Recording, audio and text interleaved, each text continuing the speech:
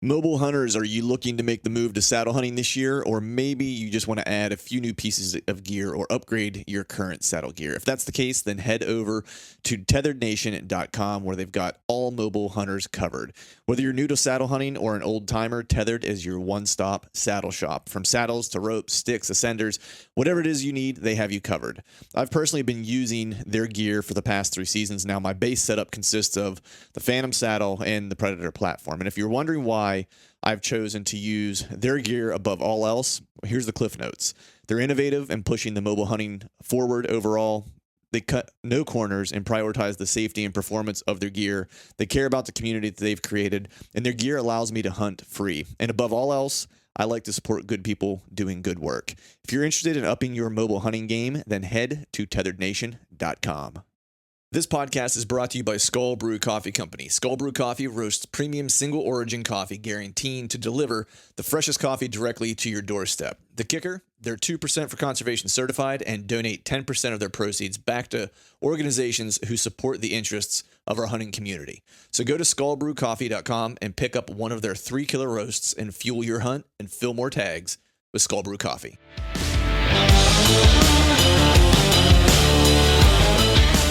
Welcome to the Truth from the Stand Deer Hunting Podcast, brought to you by Skull Brew Coffee Company. I'm your host, Clint Campbell, and you are listening to episode number 229.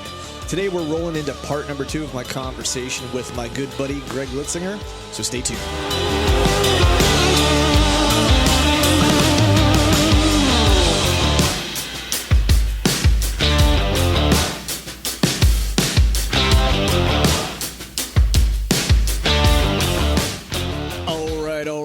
What is up, everyone? Happy Wednesday to you. Hope you are doing well. Hope you are feeling fine. It is a rainy day here. Happy Mother's Day to you. Any mothers out there that are listening? I'm not sure how many. I should probably check into that, see how many of the lady folk actually listen to this podcast. But happy Mother's Day to you, fellas out there. Hope you did something nice for your mama for this Mother's Day, or for your wife, significant other, whatever mothers you have in your family. My daughter actually is the hero of Mother's Day in this house. She did all the brunch cooking. She told me what my wife wanted for a gift, and so all I had to do was go purchase it. So she made me look good on this Mother's Day weekend.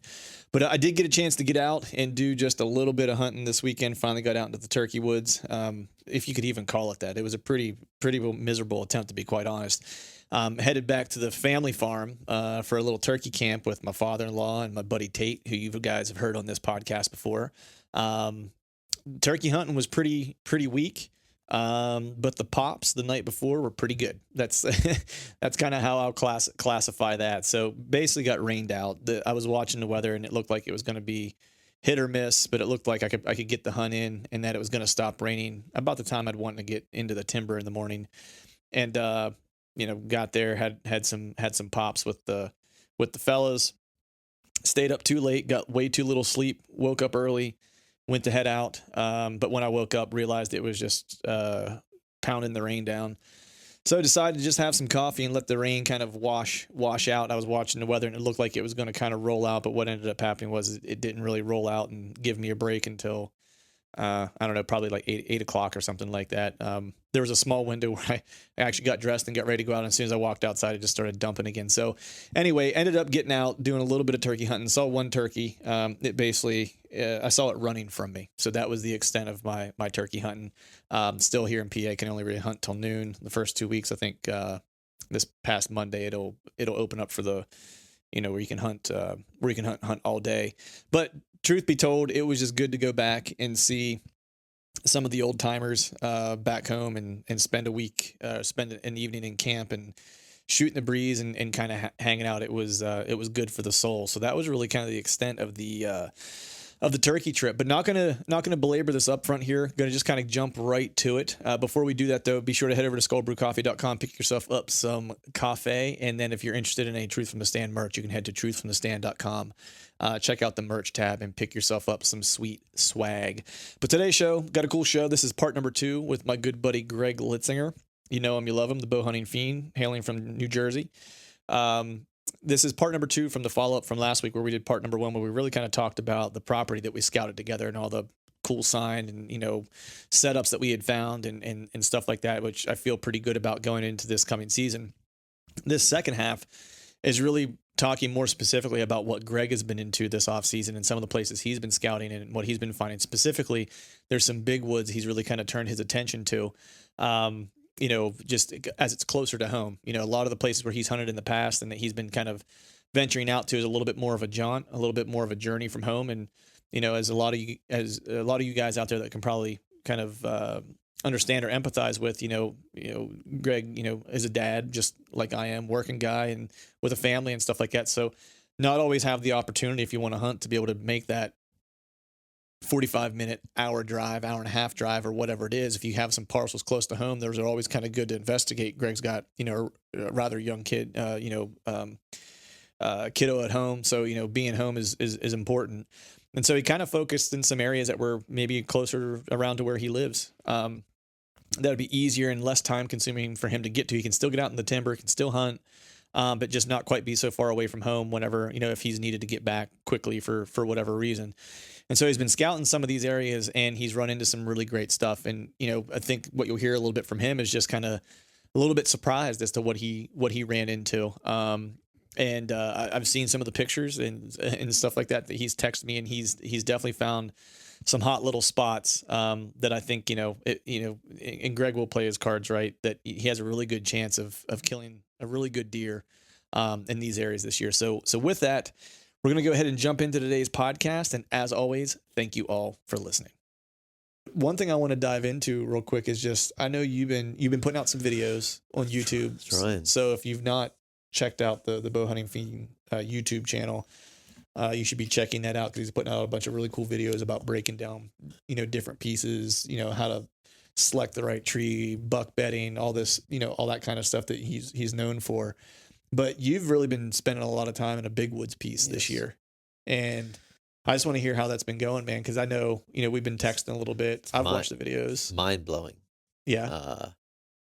It's a, relatively big, unbroken, I think, without giving away too much information, it's bigger than 900, less than 1,400 acres. And it's on each side of the road. Each side of the road has 1,400. Yeah.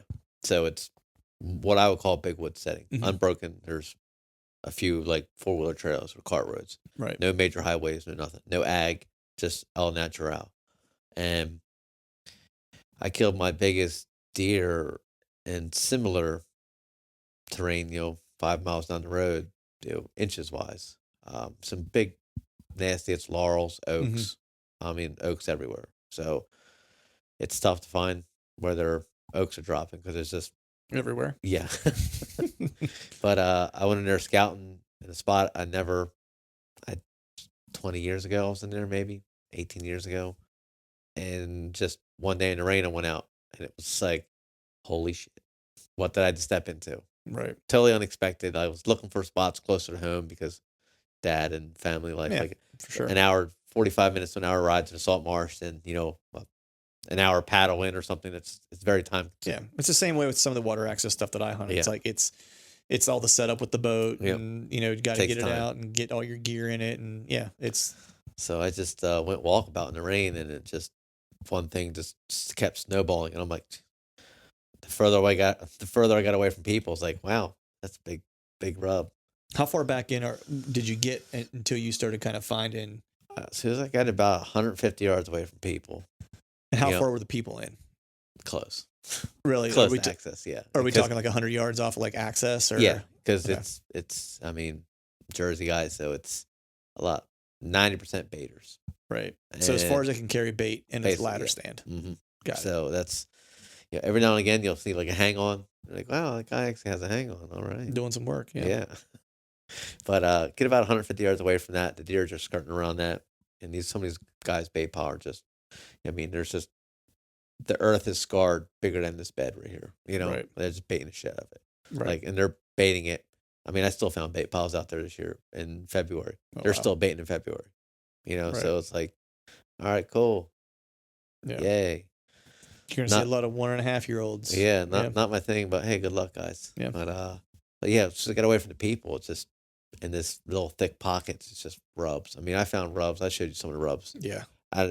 Like some of these rubs are so big. I know people that hunt there have seen those rubs. How could you not see them? Well, maybe they haven't seen them, but I'm actually afraid to post them because it's like people know exactly where I'm at. Because some of the rubs are that big, you're like, what the fuck made that? Because it's like elk. Yeah, basically, because I'm standing next to one rub, and I mean, it is. There's time marks, up, my chest height. Right. And we've already established you're like 5'10" and a half. Yeah, so that's a big deer. Yeah. That's a wide, tall, tine deer. And those rubs where they're rubbing a tree and they're hitting a tree 12 inches behind, and you're just like, I just don't even have. And it was like one after another, like this whole core section of like signpost rubs. Right. And it was like, I don't want to hunt anywhere else. Right. It's the sign is, and then I started finding all these scraping areas where, I found 4 this year. When I say scraping areas, I mean a half dozen scrapes, just 4x4 caliber scrapes, just everywhere. And you're like, rubs all in scrapes, and you're like, man, what the fuck is going on? Like, this is just crazy because it's only say figure 1,000 acres, and I found 4 scraping areas like that, and it's like, wow, that's just intense. So was there any like consistency as far as where you were finding scrapes or where you were finding big rubs or where you were finding where they were bedding? Like, was there any like relatively flat? It's flat. You don't see much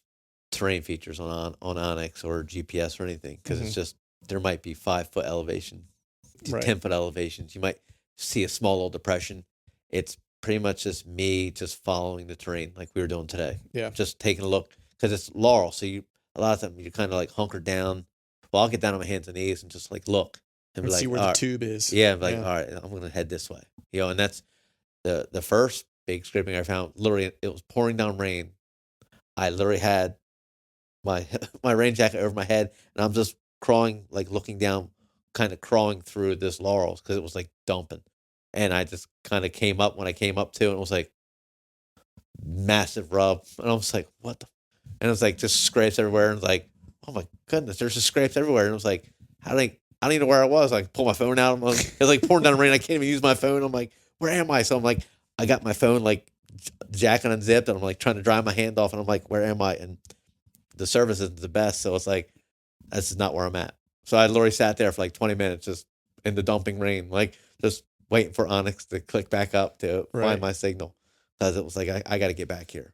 And then that just led to other things, and it was like, it's just insane the amount of buck sign, like huge buck sign, and rubs all different shapes and sizes. So how far apart is this sign? Is this sign like, is it all kind of congregated in like or aggregated in one area? Couple hundred yards apart. Like that's little pockets of sign, which is weird because I like go through. It's like our massive rubs here. Yeah, I mean, because usually when you see real big sign like that, like it's like you'll see some other sign like scattered about, but like there's usually like that one pot, like that one spot where it's like, okay, this is like the congregation area, right? Like this is like where the action's happening, right? And it's relatively flat too, I think, and that's probably why it's some of it's off.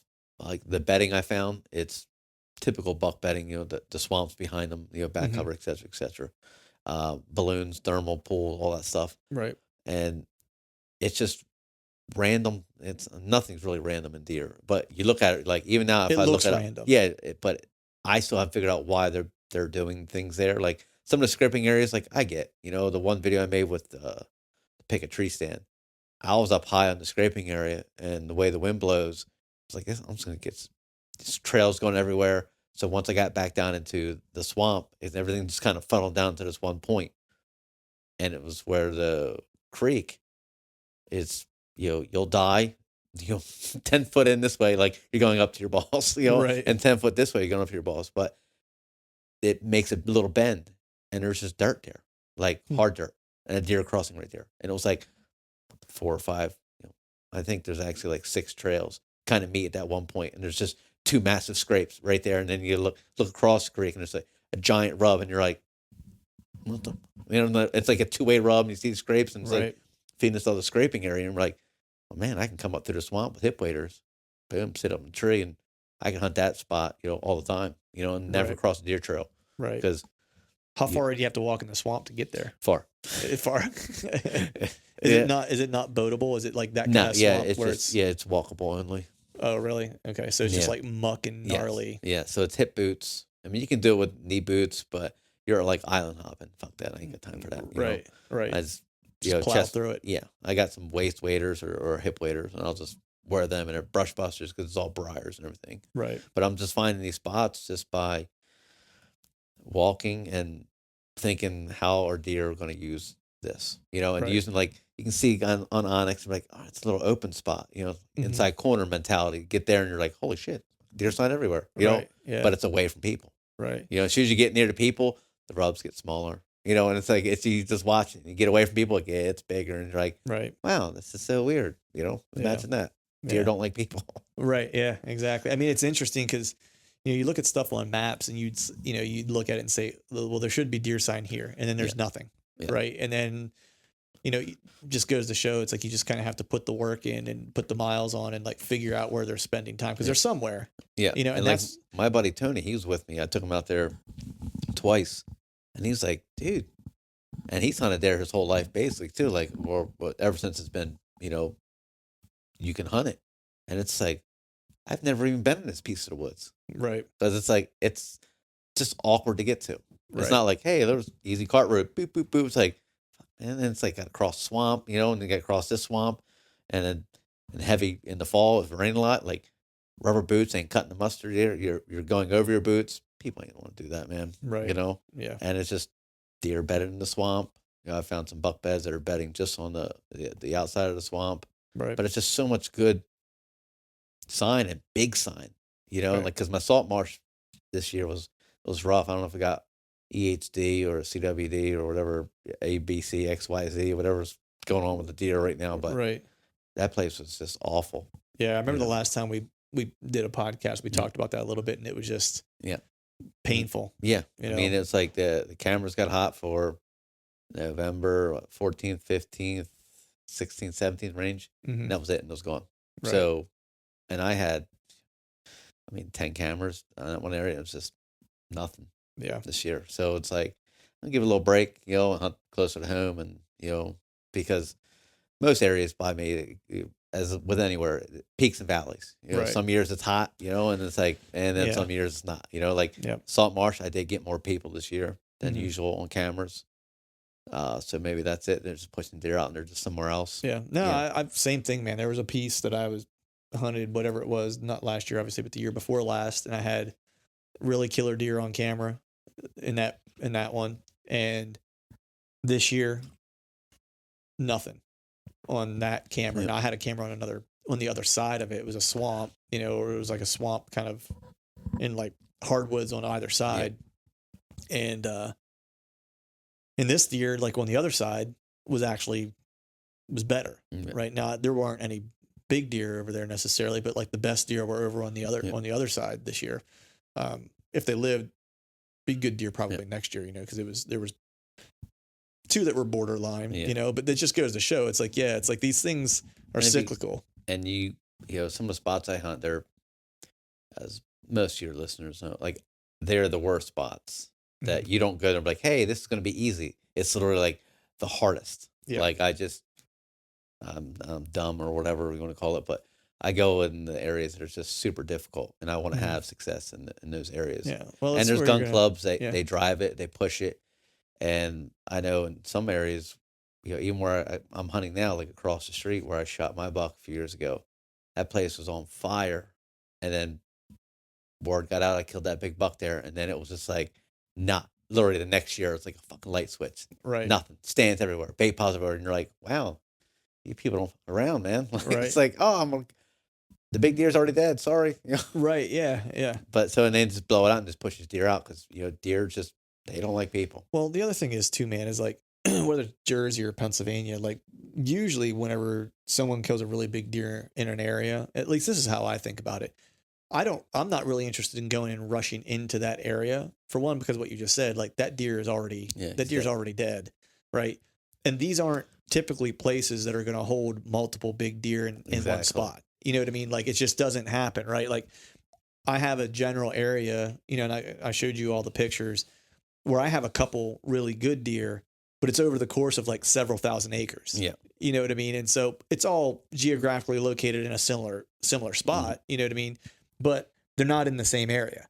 I could show someone a picture of one of the big deer that I had on camera this year that I was trying to kill, and they could go try to hunt him, and I will be several miles away in a completely different spot with good deer there. And so that's what my priority really has been, you know, because truth be told, it's like the area around here where I live, it's densely populated, but I've also not been hunting this particular area for a long period of time. Like this is probably going into only year 4, I think, of me focusing on hunting the public that's around here, 4 or 5, whatever it is.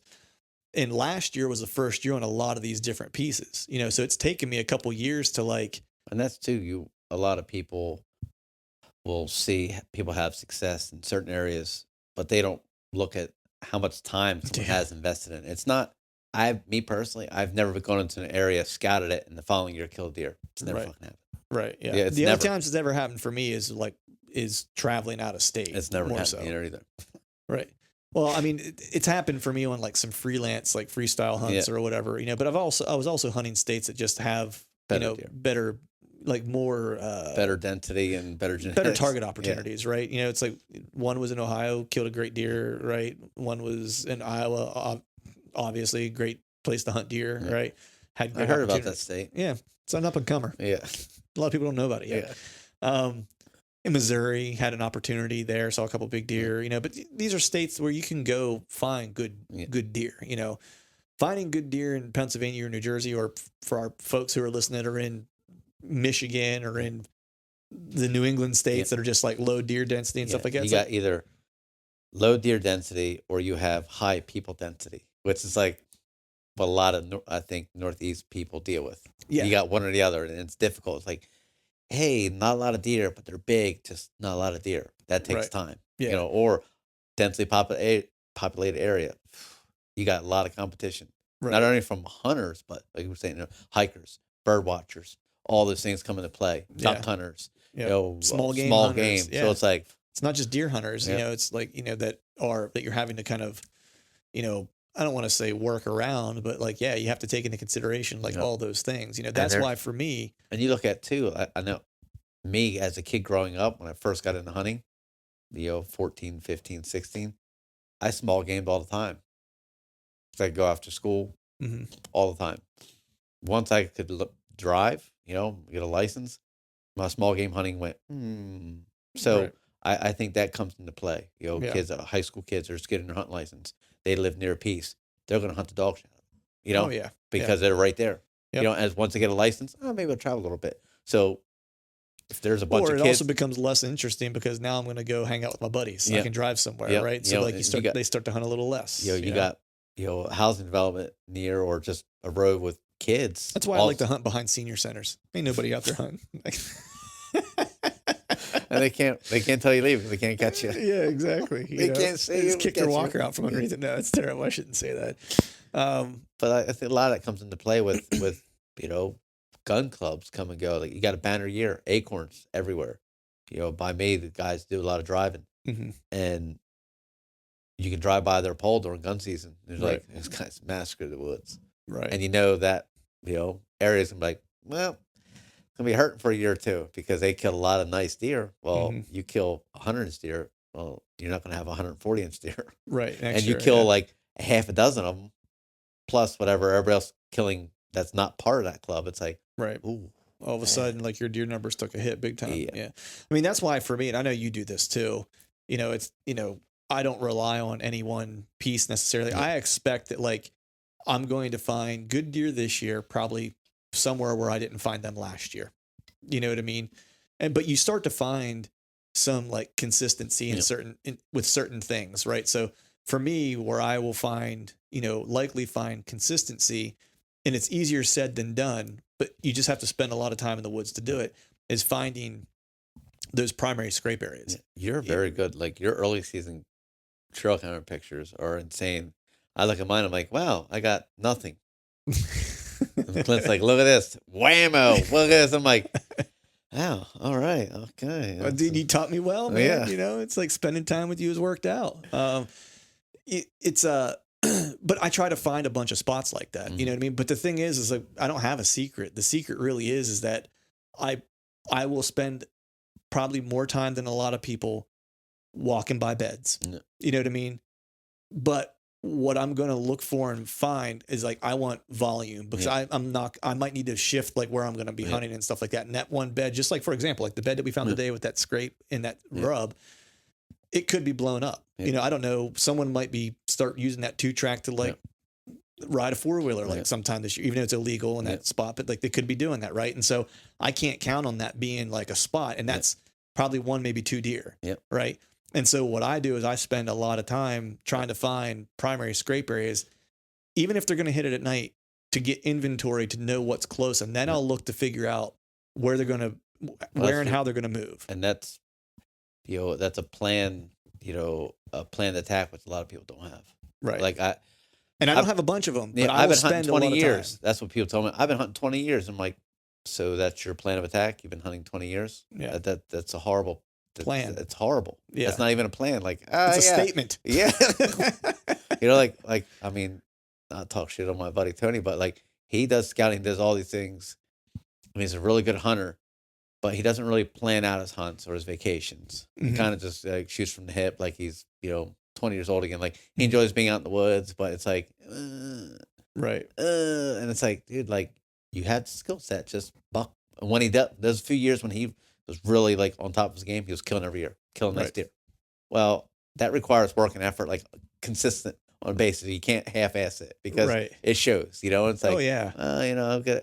Well, if I see, man, I ain't seen a deer in like 2 months. I'm like, got it. And he's has a job where he's not home a lot, so he's a weekend warrior. Yeah, dude, run cameras, buy a dozen cameras, dude. Be a camera junkie now. You're like, the next couple of years of your life, you can't be out in the woods all the time, so be a camera junkie. Yeah, well, you know, I got. It's like, this is what you got. Yeah, you know? it's like, and I mean, I can not understand like the not going out and doing the work part or the effort part, right? Because that's like something I do enjoy doing, you know. But that's also why I look for those high probability target areas, right? I'm not going to waste a lot of time, you know, and I'm not good at deciphering rubs like you are. You know what I mean? So for me, it's like when we spend time together scouting, I'm often paying attention. That's why every time we found a rub, I was like, which way is he going? Yeah. Because I'm trying to learn how to use that, because the more I can use that, I can start to put the puzzle pieces together more quickly. Right. So for me, at this point, I'm more of a volume shooter. Yeah. Like I want to know where I have a density of really good deer, and I want them aggregated on a primary scrape, because then I will start to figure out from there, like based on wind, based on pressure, based on terrain, where are there opportunities and where are the doe bedding opportunities, you know, and how can I put myself in between? And that's, you know what I mean? And I'll use cameras to do that. Yeah, and everybody needs to have something that's their bread and butter, so to speak. Yeah. You know, you need to find your strengths. Yeah. And you want to shore up your weaknesses. Sure. But you want to exploit your strengths. Like, 100%. You know, it's like, I'm a very, like, I fix things for a living. Like, I can decipher, I can troubleshoot, like, on the fly, like, really fast. Mm-hmm. Years of hunting plus, like, my job. So I can see a sign and I can be like, all right, boom. And I don't need to overthink it or overanalyze it, because I can look at it and get it, and I can take a quick guess at it. Yeah. All right, okay, this is what he's done, boom, boom, and kind of move on. Where someone like you like ask me, well, you're standing in the bed and you want to know why it's here. I can look at it and like, this is my quick guesstimate, and I can move on. You know, 3 minutes in later and keep moving. Yeah, you know, and that's what everybody has their strengths. And I, you know, hanging out with, you know, all the people I have these last couple of years, like Rick in Long Island and Johnny, and, you know, even like stuff I learned from you and everybody at Bo. Everybody has what they're good at, you know, and it's like, you know, Johnny's good at, you know, a lot of things, but he's like really good at these things. And it's like, I need to get on that level, because like, I want to get as good there as I am here. You know, it's like, we're going to fix your microphone. What we're doing is do microphone check here real quick. There we go. There we go. Did it fall down? Yeah, it just fell down a little bit. We're good. Yeah, no, it's like Johnny is good at everything, but like when I think of Johnny, I actually think of like late season. Yeah. Like he is like, I've never known anybody that can kill deer in late season like that dude can. You know, and it's just, he enjoys it too. Yeah. I hate late season. Not because I don't like to hunt during late season. Deer in late season. I'm just a doe killing machine. Like, stacking bodies in the wintertime, those right here. Right. But let's go back to talking about like that, kind of, everyone hunts a little bit differently, you know what I mean? And, that was, I think the sooner you learn that you don't have to hunt like anybody else. You know what I mean? It's like you do what works for you and what you're confident in, because if you're confident in it, you're likely to have success versus doing something you're unsure about, and that's why, I know you like to hunt rub lines, you know what I mean? It's like, because it's like, I'm learning as I'm scouting with you. It's like, the reason you like that is because oftentimes you're finding rub lines and that's related to bedding. That's related to a buck bed. You know what I mean? And you're knowing that like, there's a buck here. He made specific buck sign because a scrape can be does or bucks. A lot of times it's does, you know what I mean? And bucks will use them as communication hubs as well, but you'll see more does hit those than you will bucks, particular time of year, they become very buck oriented, you know what I mean? But like, for example, very bucky. Yeah. It's like that one scrape I was showing you today. I have a cell camera on. It's like, it's still getting hit by does every day. You know what I mean? It's like, it's their communication hub. But you like scrapes because that is specific buck sign. Rubs. That's what I meant. Yeah. Rubs that only a buck could make. Right. And depending on where you find it, it's going to tell you something different, right? Like if you found a couple scrapes and a couple rubs, you're like, all right, laying down a little bit of sign here. Obviously, there's probably some does that are bedded close by, right? So this is going to be that 15th and beyond, or whenever it happens to turn on, right? You find a scrape along a terrain or along a topography line that has no other sign around it, maybe some oaks. All of a sudden, like, I'm learning from you now. You're going, he's not doing this just out of like, he's either traveling this a lot, like he's either using this frequently and this is like an area he's traveling through, or this is headed to his bed. Yes. You know what I mean? One of the two, you know what I mean? And buck sign, it's like rubs. It tells you what type of deer is in the area. Like some of the rubs we found today, tall, yeah. Even the tick marks coming through the brush. The tick marks, like those are the things that like I don't pick up on, and that was interesting today because you kept spotting them. And you were like, he's coming through here, and I'm like, yeah, no shit. I'm like, that's interesting, and like they were high tick marks. You know what I mean? Where that's not a small deer. And stuff like that. It's like, all right, and the high, and then there's either some type of markings on the rub. You look at it, like, all right, that deer's got a brow, because it's gouged in one side of the tree. Well, you start finding them all over the place, or like really close together. Like, wait a minute, the last 3 rubs have been gouges. All right, and they're all kind of pointing different directions. To me, that's like he's bedding close by. So I was just gonna say that, like, what I've started to learn from you, and it, I won't say it clicked today. I've thought of it, but today it became a little bit more. We found those beds, those rubs. We found 3 different rubs going. Right. All it was rubs headed in different directions, right? Because I think too often I would look for them headed in one direction. And what I'm learning from you now is like, if they're headed in one direction, that's likely how they're traveling. Yes. Right. If you find them heading just in 2 directions, right, and maybe just in one spot, that's an entry exit, right? So they're moving in and out. They're going both ways here. It doesn't mean that it's a bed. It means that, like, there's a reason why they want to come in and out of here. A lot of times probably does, like the one that we found. When you find kind of rubs in all directions in a particular area, he's spending a ton of time there. You know what I mean? Which means coming and going in different directions, which usually, for me, I find beds close by. Right. Because he gets out, he stretches, because over here, grabs a snack or browse a little bit and goes this way. But, rubs all within, say 30 yards, all different directions. That's bedding to me. I mean, maybe not. And you might not be in the middle of it. He might be bedding 40 yards away from or some type of staging area close to bedding. You might not find the bed, but it's a staging area where he's spending some time here. Those like daylight. That's daylight. To me, that's daylight movement, which is what I'm looking for. Which is what you want. Yeah, exactly. Because you're close to his bed, right? And it's something that, I know you and I have talked about this. I talked about it with Nathan Keelan, where, a lot of times and I think, and this was part of my thing too, just being completely honest with people listening. Part of my intimidation factor of hunting beds was that, like I said to you today, as I was standing in a bed, I never find beds, right? But it didn't mean that I wasn't finding bedding areas where bucks were bedding, right? Because people put too much, I think, emphasis on finding the precise bed. You're rarely going to kill him in the bed, right? You're going to kill him coming to and from. Yes. So if he's bedded in an area, it's more important to know the to and from than it is exactly where the bed is. I think a lot of times because you're exact precise bed, man, you better understand the wind, the thermals, and everything because he's probably got more than one there. Yes, and you have to be, you have to really know what you're doing. It's one of them things like when I started hunting in the morning, like hunting over beds, that was a long learning curve. Well, yeah, like because they're going to come in all kinds of funky ways. That was rough because it's like, man, I ain't seeing shit. Right. I ain't seeing nothing. And it's like, and you just tweak it. All right, I'm tweak it here, tweak it there, and then you're like, okay, I can I have better understanding on what to do. And that was a long, it was strenuous, right? Stressful, strenuous, and like, well, that's why a lot of times, let's talk about that a little bit, man, because we talked a little bit, when we were doing that scouting about morning versus evening setups, and a lot of that was based around access. Yes. Right. But the traditional knowledge is, and I know I've talked to Dan about this because you will hunt beds in the morning pretty frequently. Yes. Right.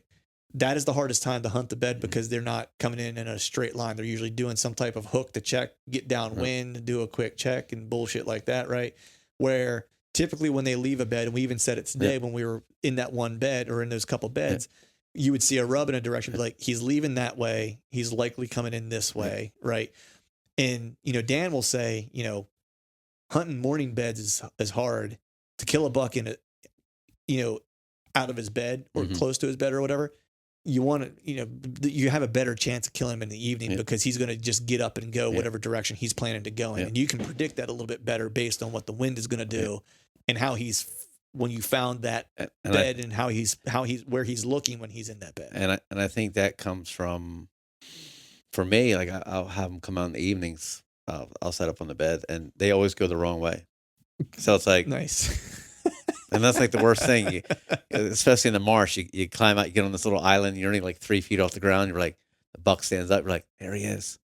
He's coming this way. And there he goes. And you're like, what the man? And I had so many of those moments in the evenings. It's became frustrating because they can literally go wherever they want. Yeah. For me, I took that, and I learned a lot from like the Beast and Dan, those guys, and I took what I knew.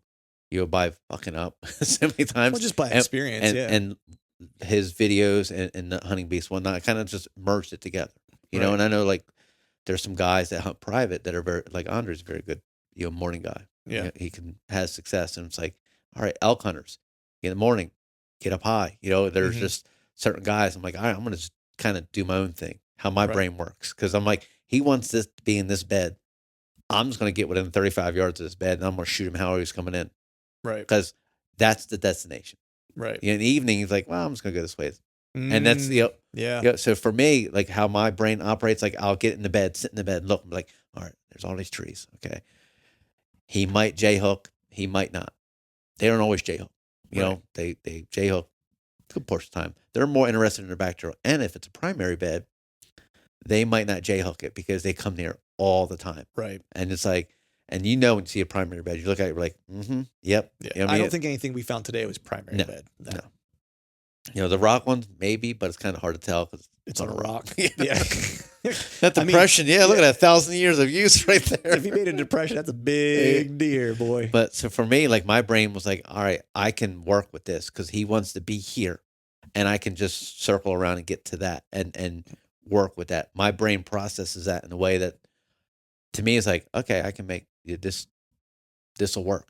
Right. But in the evening, it's like you do everything right, and he just goes somewhere else, and then you're like, wow, all right. And I had that happen on numerous, evening sets. And in the mountains, I'm the worst evening hunter. I don't even know why I go out. I don't see shit. I'm the complete opposite. It's like I rarely see stuff in the morning. I have a much better opportunity at night, except that one like area this year where I had, it was the only encounter. Oh, no, that's not true. I had a couple of encounters there, but it was the one encounter with a shooter. That was in the morning. That was at like, I don't know, it was light out at 7. It was right before Thanksgiving. So it was maybe like 7:30, something like that, whatever it was. Time, baby. He's betting close by if he's there at 7:30. Yeah. I'm a firm believer in that. Yeah. I mean, he was on a zombie walk, so it's like he could have been just checking or whatever. But it's like my buddy Todd, the UP bow hunter, loves the mornings too. He has success in the mornings. So and he hunts marsh and swamp, and it's you just need to, whatever your strengths are, just amplify it, work on that, you know, and you're going to make mistakes, man. Yeah. And I think that's where people like myself, I'm not afraid to make a mistake, you know, to lose, to win mentality. Like, all right, I'm going to lose 99% of the time. That 1% is fucking Gonna be money. awesome. Yeah. It's going to be great. And a lot of people are afraid to, what if I blow this deer up? I don't care. Like I have enough spots. It's like, I'm on to the next. I was just going to say, it's like, that's again, going back to like the whole idea of like the way I approach scouting and stuff like that is I try to find like my off season in my like early season, you know, summer through like whatever, you know, and that's again why I like bigger pieces, because I'll try to learn the best sections of a big piece. You know what I mean?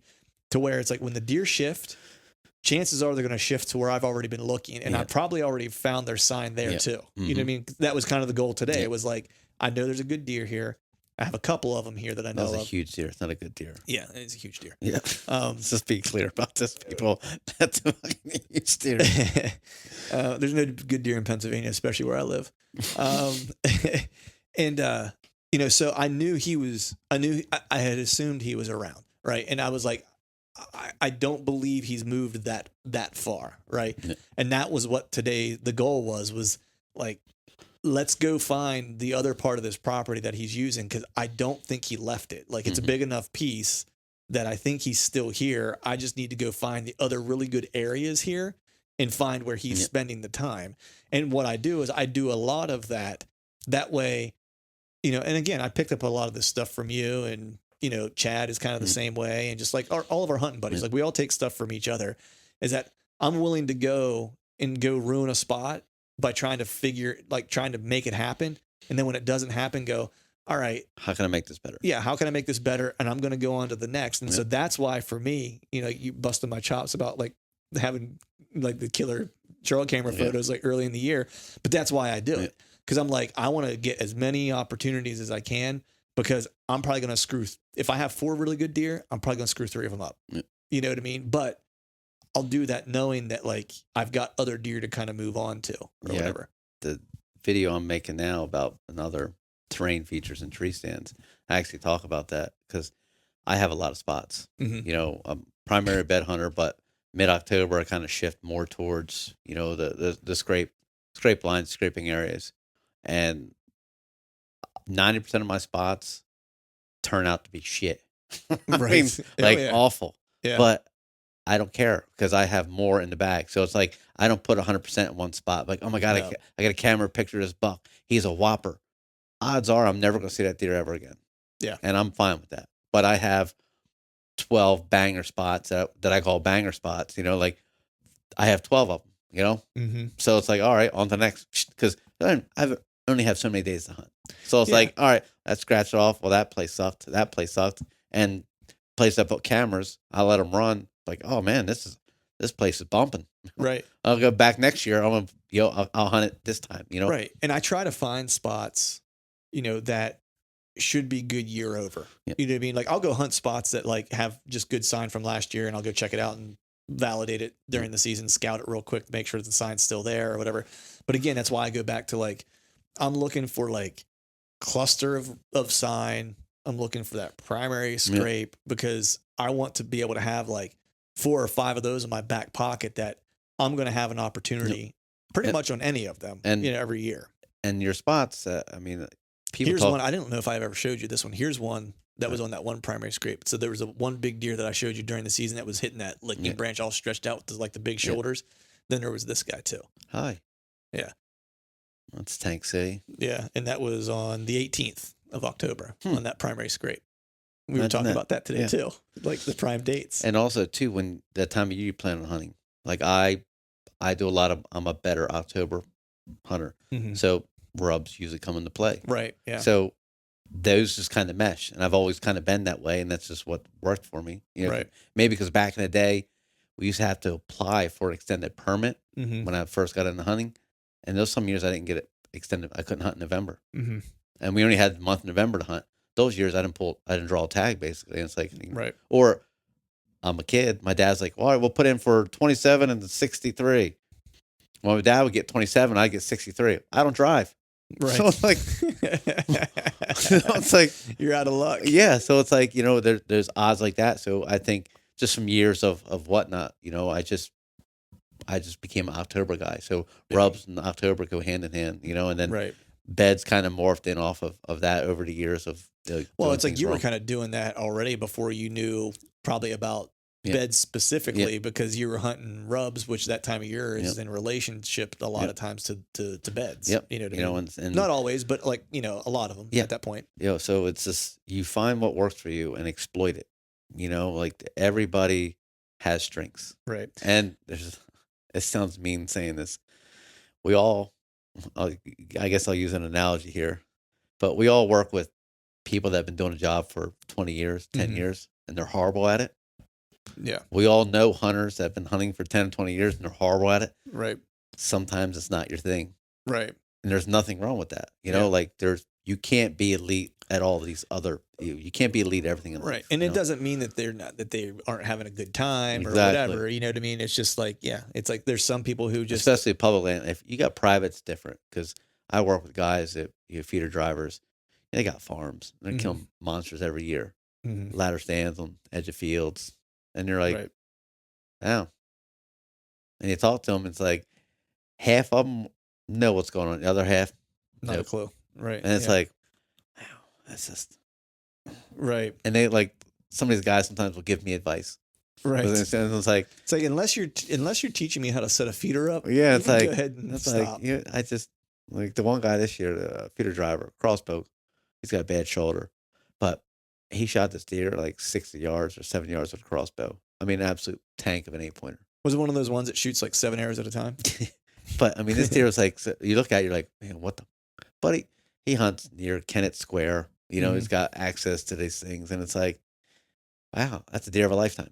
Yeah. And he shoots deer like that. I won't say regularly, but every now and again he gets deer like that. And it's Right. like, because he has the spots.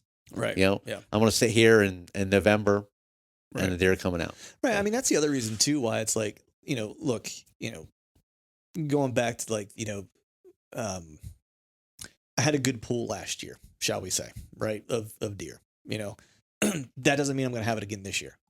You know what I mean? Like, that's the thing. It's like you have to, like, every year has to be unto itself, Yep. right? Like, I can find these spots, and I'll go, people are probably sick of me saying it, but like, I'll go try to find these high density kind of like areas where deer are going to congregate, Yep. right? Destination points. Right. And I'm doing that because I'm trying to get inventory, more than anything, right? Those just happen to be really good setups too, potentially.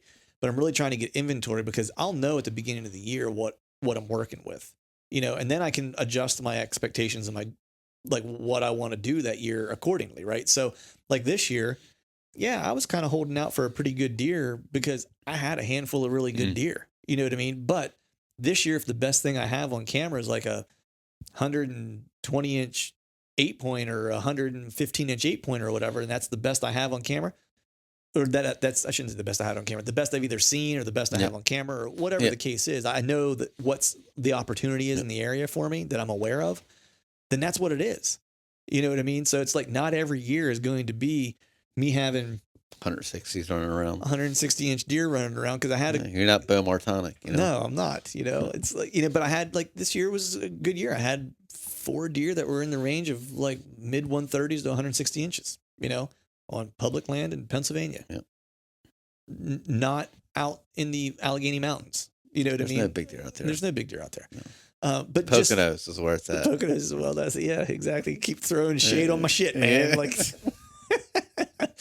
but no, this year was a banner year, and it doesn't mean that next year's going to be. And so, I'm not sitting here today going, I'm only going to try to kill a 130 plus inch deer on Pennsylvania public in the area that I live in next year. Why? Because I don't know that that's even going to be an opportunity or a possibility. Now, I will say by some of the tracks and stuff we had found today and what I had seen historically in trail camera data and stuff like that, I would say I'll probably have a couple that are pretty good. To what degree? I don't know. Probably better than Pope, most likely. You know what I mean? But how much better? I don't know. That could be a really fat deer that's 115 inches. You know what I mean? It's like that's certainly possible. Big gnarly 6-pointer. Yeah, could be. You know what I mean? But So every year I think that's the cool thing about bow hunting or just deer hunting in general is like every year's. It's constantly changing. Yeah, it's different. You know what I mean? It's like, especially like around here, because you got developments, Mhm. houses popping up all over the place, shopping Mhm. centers, Mhm. farms getting bought up, which changes Oh yeah. everything. Yep. You know, Exactly. I know by May it's not too bad, but we do have we lose land for farmland for this or that, but some of the spots I hunt it'll probably be that way in 20 years. Yeah, I mean, I think the other thing too is like, look, the area I live in PA, not to poo-poo it or whatever, but just calling it what it is. The state game land didn't get the prime land. So like the game lands around here do not look like the public land in like Western PA or in Ohio or whatever. It's literally swamp trash. Yeah. You know what I mean? Or mountain trash that you can't develop, you can't do anything with. And so it's state game land. Yeah. And that's not exactly the process, but like basically the process. Right. But when you look around at the land and stuff like that, it's not primo ag and it's just not primo even habitat in general, right? Like it's like some of the browse. I mean, we walk through that clear cut. I mean, some of it, those no browse in certain areas. Yeah. Yeah. Exactly. Like those couple 100 yards where it's like, this is dead. Like there's just nothing, right? Just trash trees. Yeah. Like nothing, nothing good at all. Yeah. And so, that's one of the challenges, right? It's when there's that other layer of, it's not even primo ground. Browse is super important, dude, up here. Yeah. Browse is king. Cause there's just not a lot of ag. I mean, there's a couple places, the one place that was near some water, there was, there was a little, but even field. That's not enough to sustain a giant deer herd. Oh no. That's like, there's some doe families that hit it and some bucks of opportunity kind of pass through there at certain points, but it's not like, that's where like Johnny and his browse, like I call him the browse king. He knows what they eat, what it's called, what time of year they eat it. And it's like, that just looks like green stuff, dude. He goes, green's good. He goes, but not all green stuff's good. And it's like this. And I'm like, oh, okay, I see what's going on here. And looking at, he's like, look for nips. Like I pointed that out today a little bit. I'm like, he goes, blackberry briars are great. Not all briars, just some briars. And you know which ones deer want to eat. Just look for the nips. Right. Yeah. And I do that whenever I'm walking through an area, you know what I mean? Cause I'm not I've always said I wanted to get better at learning browse and stuff like that so I could kind of decipher it. But the reality is, for folks out there listening, it's like, you don't need to know all of it. All you need to do is just pay attention when you're walking through. Now, what you might not know is when they browse that, but pay attention to it at different times of year when you're scouting, and you'll start to be able to tell when they start to browse certain things. You know what I mean? Yeah, because there's no food outside of, there's really very little ag where we were. Oh, there's nothing. So these deer some of these deer were, 130s, 140s maybe. Mm-hmm. They're getting that big by eating browse. And whatever the acorn drop is. Yeah, and there's nothing really dropping in growing season, basically. Yeah. Acorns it's a fall food. So they're literally getting big on browse. So that's one thing I've been really paying attention to, trying to up my game on. And if they're getting big on browse, it means they're probably got a little bit of age on them because they're not going to get that big that quick. Yeah. You know what I mean? So like a couple of those that we looked at today, like where you were like, those are some hoss. Yeah. It's like, they were probably 4.5, maybe 5-year-old deer, which you don't get very often in PA, particularly this part. To get to that size, living on nothing but greenbriers, essentially, in tree bark. Yeah. It's like, so they have to have a little age on them to do that. It's not like and a Midwestern like deer. You said, the acorn crop wasn't too good. Deer might not get big next year. They might not have the fat to get them through the winter. And we had a rough winter. We had a hard winter this year. So there might be some deaths, or might be some deer that are just don't pack on the weight. They're going to pack on the body weight before they do horns. Right. So that 140, he might be 120 next year. Yeah. Exactly. There's nothing you can do about it. My oldest deer I killed in the mountains, 6.5. He was only 117 inches, barely. Mm-hmm. Shitty acorn crop the year before. Really? 6.5-year-old deer.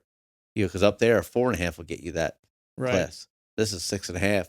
Everything's big, but it's horns. Wow. I mean, it's big, but it's for 6.5. You think that's prime. That's deer. He should be at his peak. Yeah, and you're like, wow, nothing. Yeah, he should be reaching his genetic potential. Well, genetic potential if he had the right food, but he should be as good as he's going to be based on the what he has available to him. So it's like that's a bad acorn crop. So he suffered, you know. And I've killed 2 4.5s up there as well, and they're bigger than him, like score wise. You know, bigger body, bigger everything, and you're like, wow.